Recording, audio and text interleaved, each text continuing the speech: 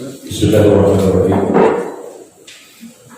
Assalamualaikum warahmatullahi wabarakatuh. Alhamdulillah alladzi ahyana ba'da ma amatana wa ilaihi nusyur. Subhanaka la ilma lana illa ma 'allamtana innaka antal alimul hakim. Asyhadu an la ilaha illallah wa asyhadu anna Muhammadar Rasulullah.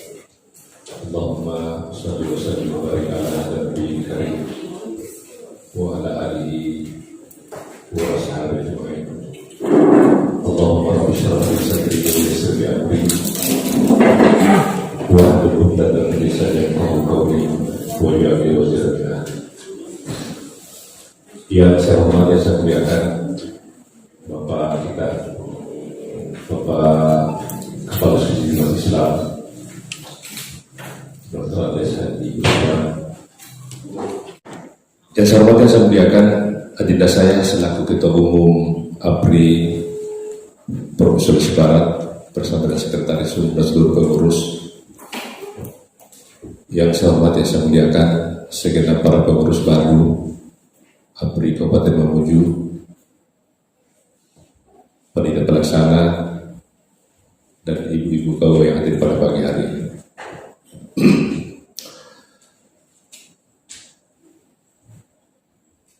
Stigma yang melekat dalam diri masyarakat bahwa penghulu itu hanya sebatas melaksanakan kegiatan akad nikah dan memberikan stempel cap jempol bagi orang yang telah melaksanakan perkawinan. Stigma ini sejak dulu muncul sampai sekarang ini, walaupun sudah ada peraturan-peraturan yang baru tentang perluasan fungsi dan tugas kepenghuluan.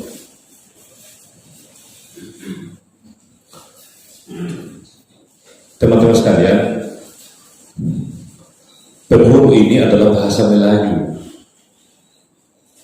artinya tempat yang tertinggi dalam sebuah ruangan, juga bermakna pemimpin tertinggi. Itu artinya penghulu.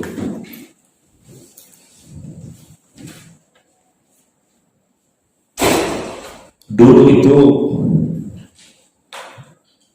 di wilayah Melayu yang merupakan pusat perkembangan peradaban wilayah Nusantara ini, itu menempatkan penghulu pusat, penghulu mukim, penghulu wilayah, dan penghulu kampung.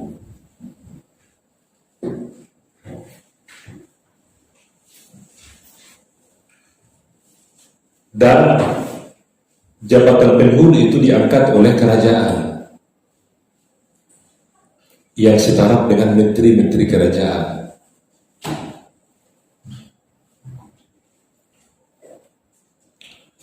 Maka dengan demikian teman-teman sekalian, informasi ini harus menjadi estimasi secara psikologis buat kita ini, bahwa ternyata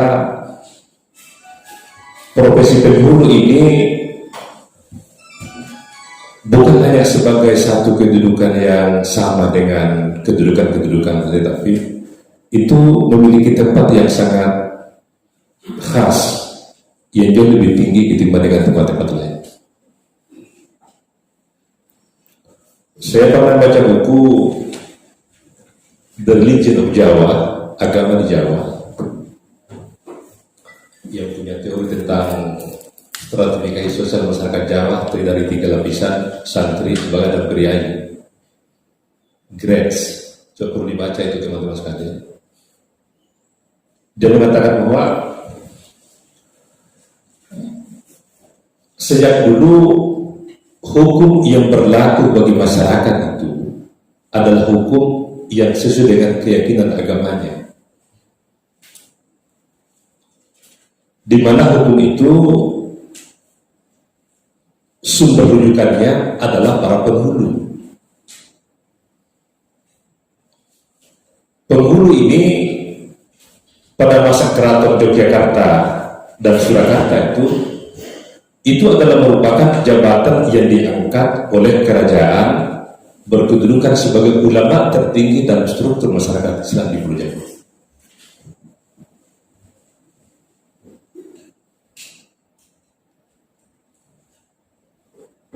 Inilah sesungguhnya teman-teman sekalian menjadi alasan kenapa jabatan kepenghuluan yang berkembang menjadi kadi itu kembali distrukturkan oleh kantor Kementerian Agama, oleh karena cakupan sebagai seorang penghulu itu lebih besar ketimbang dengan jabatan sebagai seorang kepala kantor. Anda kecil kalau bapak kepala kantor, tugasmu hanya tugas sebagai administrator. Maka lahirlah peraturan Menteri Agama kalau tidak salah nomor 32 tahun 2012 tentang struktur organisasi tata laksana kantor Kementerian Agama yang menjelaskan bahwa jabatan KUA adalah merupakan jabatan tambahan, sedangkan jabatan pokok adalah jabatan sebagai penghulu. Jadi ini konsideran pemikirannya ini. Saya harus menyampaikan kepada adik-adik ini, dan saya kira adik sudah hafal, sudah tahu ini, agar supaya psikologi kita sebagai penghulu ini besar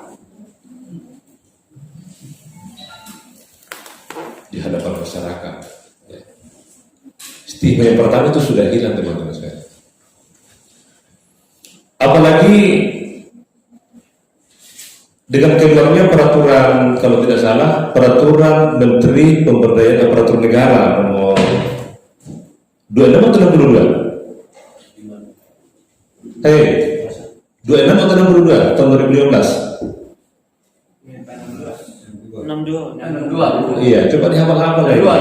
Pada hari nomor berapa tadi? Gitu ya. Ya, kalau tidak salah peraturan Menteri Pemberdayaan Negara nomor 62 tahun 2012 tentang tugas pokok kepenghuluan dan jabatan angka kredit. Kalau saya tidak salah dalam pasal 1 sampai 4 itu sangat jelas memberikan penerangan kepada kita tentang tugas-tugas dan fungsi-fungsi kepenghuluan yang tidak hanya sebatas melaksanakan proses akad nikah.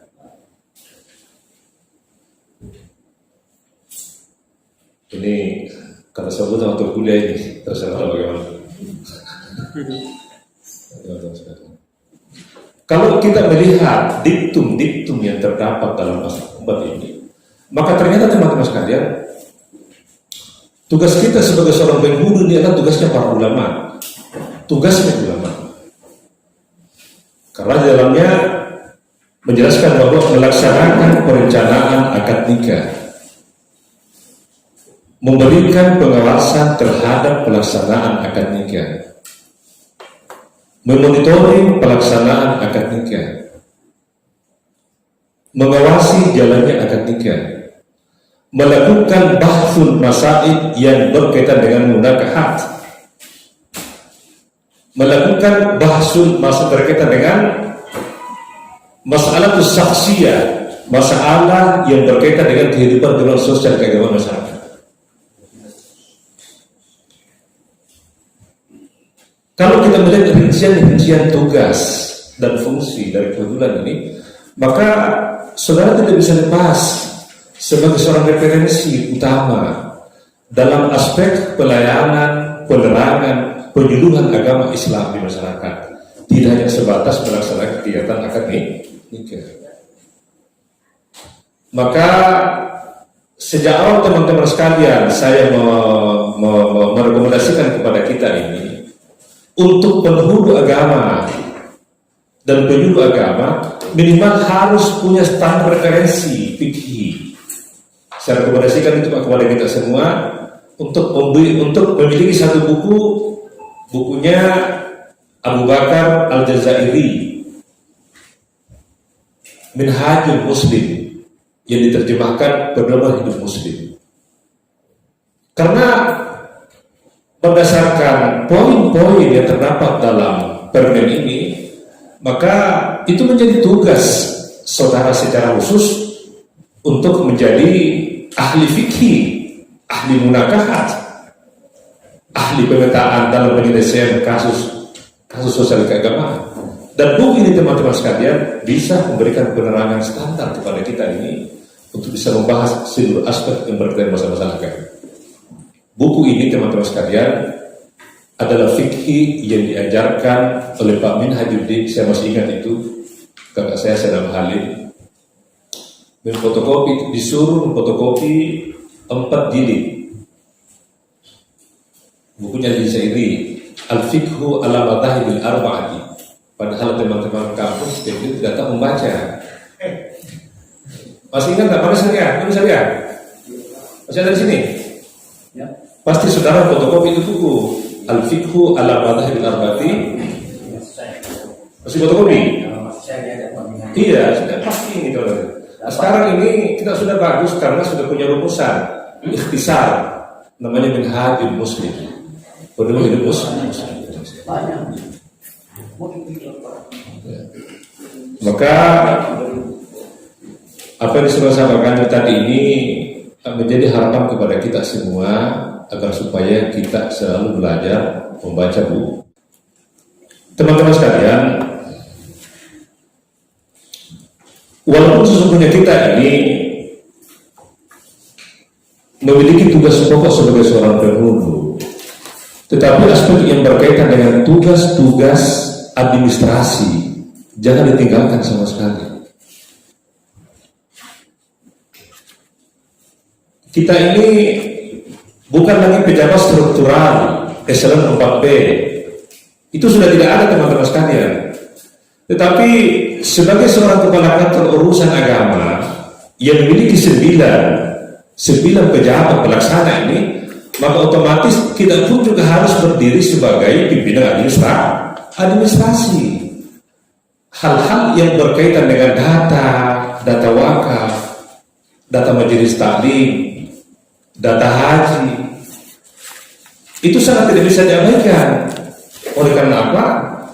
Kantor Kementerian Agama Kecamatan ini menjadi data pusat data agama Islam, teman-teman sekalian.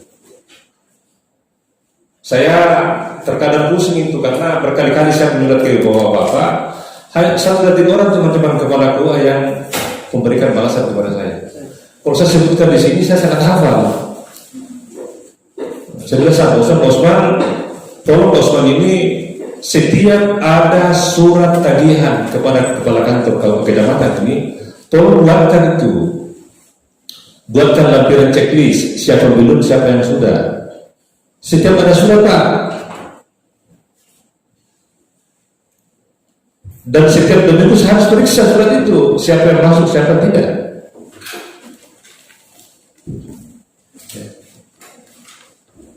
Maka saya harapkan kepada kita semua teman-teman sekalian ini yang menjadi pejabat penghulu sekaligus pejabat sebagai kepala keluarga, tolong Anda hadir sebagai seorang penghulu dan hadir sebagai seorang kepala kantor administrasi.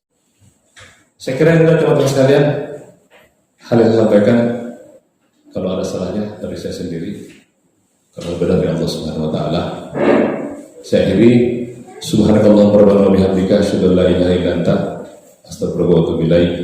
Wassalamualaikum warahmatullahi wabarakatuh.